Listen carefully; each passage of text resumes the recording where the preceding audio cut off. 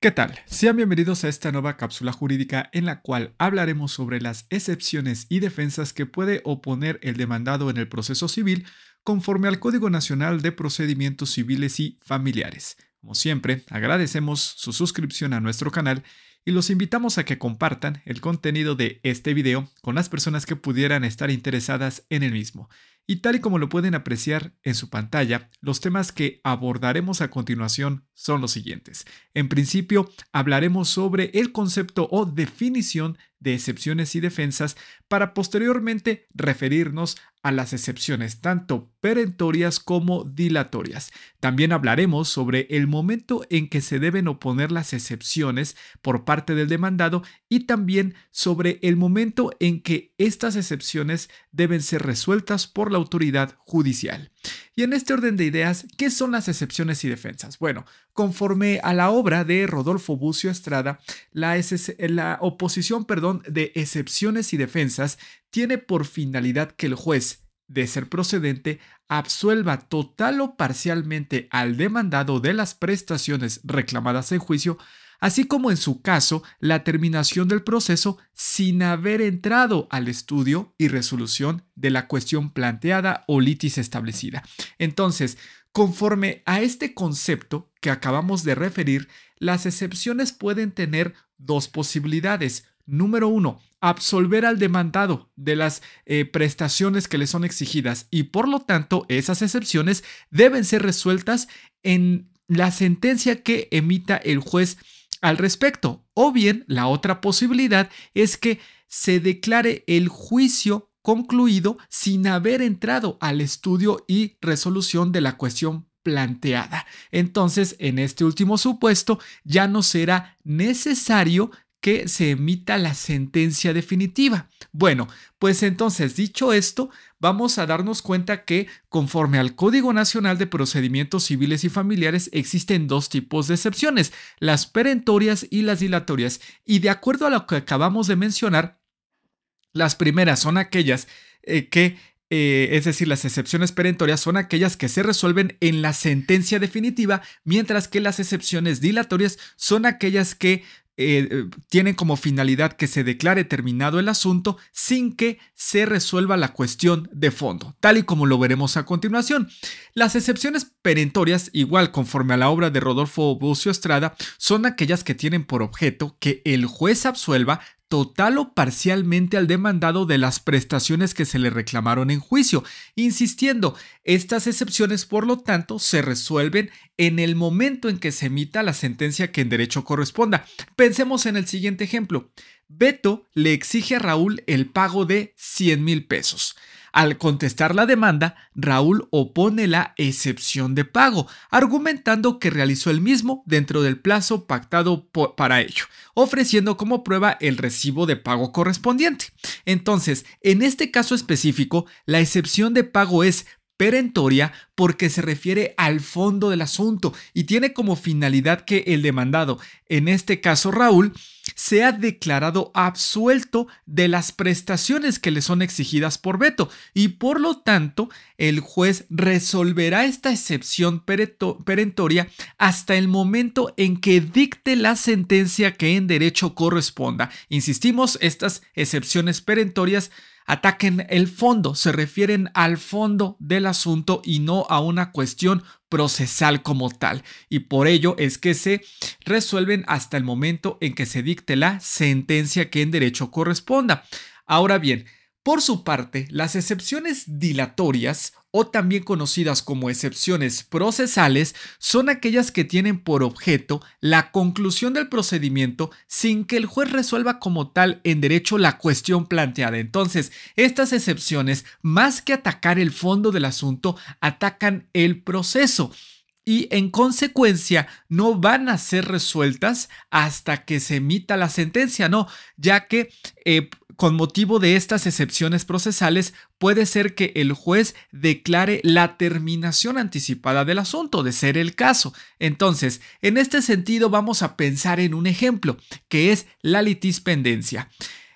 Este ejemplo se basa en que en la contestación la parte demandada le puede informar al juez que lo emplazó que la acción planteada por la parte actora ya está siendo conocida por una autoridad judicial en un juicio pendiente de resolver. Es decir, la parte demandada le dice al juez: oye, fíjate que lo que me está demandando la parte actora corresponde a un juicio previo, y en ese juicio previo también ella es la parte actora y me está demandando exactamente lo mismo. Por lo tanto, hay identidad entre partes en los dos juicios. Las dos partes son tanto actora como demandada y litigan con la misma calidad, son las mismas acciones y son los mismos objetos reclamados, solo que el primer juicio está pendiente de resolver, todavía no hay una sentencia que haya sido emitida. Entonces, la finalidad que busca la parte demandada al oponer esta excepción procesal es que se declare por terminado el segundo juicio, que el segundo juicio sea sobreseído para que se le dé continuidad al primero, porque si no es así, si los dos juicios continúan, pues entonces podrían emitirse dos sentencias que incluso podrían ser contradictorias. Tal vez en el primer juicio se absuelva al demandado y en el segundo juicio se le condene. Entonces, para evitar la duplicidad de sentencias y también evitar el riesgo de que las mismas sean contradictorias, pues entonces se opone esta excepción de litispendencia cuando existen dos juicios en donde hay identidad de partes, hay identidad de acciones deducidas, hay identidad de objetos reclamados, es decir, en los dos juicios a la parte demandada se le reclama exactamente lo mismo y la finalidad es que el segundo proceso, que es donde se opone la excepción de litispendencia, sea declarado sobreseído, o sea, se dé por concluido. Y aquí nos damos cuenta que es una excepción procesal porque el juicio litispendiente es declarado sobreseído y no se entra al fondo del asunto. Ya no, en el segundo juicio ya no se va a emitir una sentencia. Muy bien, ahora, el fundamento de esta clasificación en excepciones perentorias y dilatorias se encuentra en el artículo 76 del Código Nacional de Procedimientos Civiles y Familiares, que dice: salvo disposición expresa que señale alguna otra excepción como procesal, las demás defensas y excepciones que se opongan se resolverán en la sentencia definitiva. Entonces aquí nos habla de las excepciones procesales en la primera parte del artículo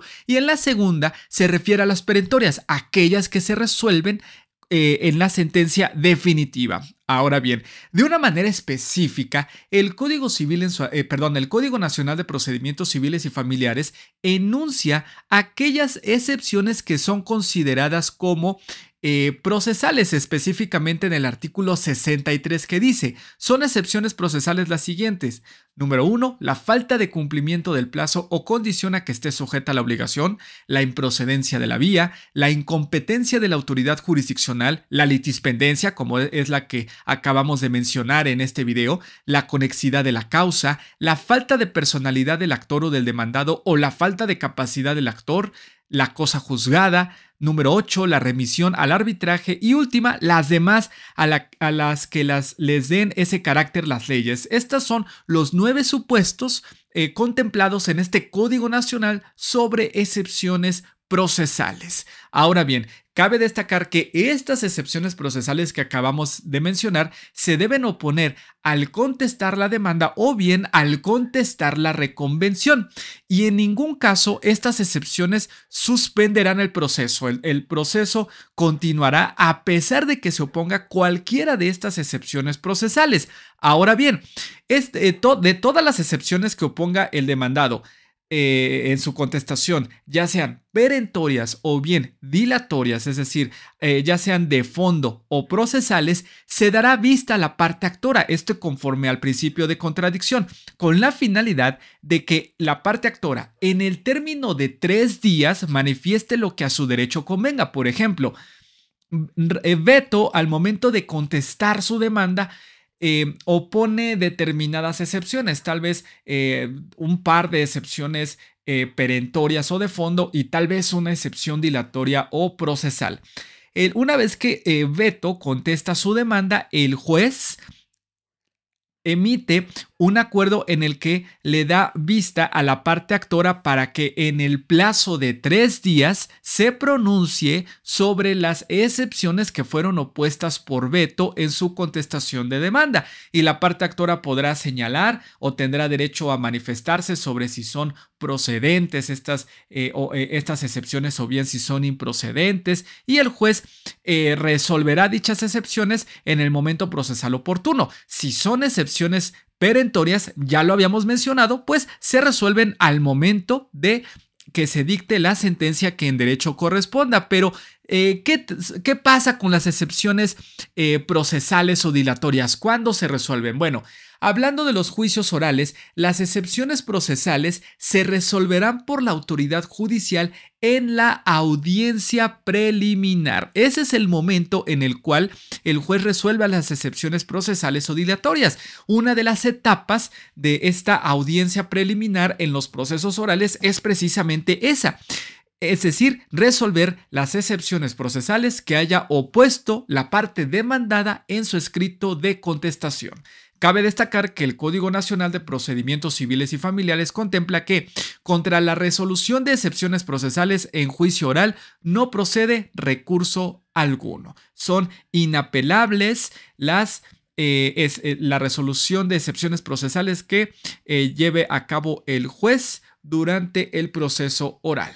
Y bueno, con esto concluimos el video de esta ocasión. Ustedes pueden observar en su pantalla la bibliografía que fue consultada para la creación del mismo, y una vez más los invitamos a que se suscriban a nuestro canal, activen la campana de notificaciones para que estén enterados sobre nuestro nuevo contenido y compartan el mismo con las personas que pudieran estar interesadas en este video. Muchas gracias y hasta la próxima.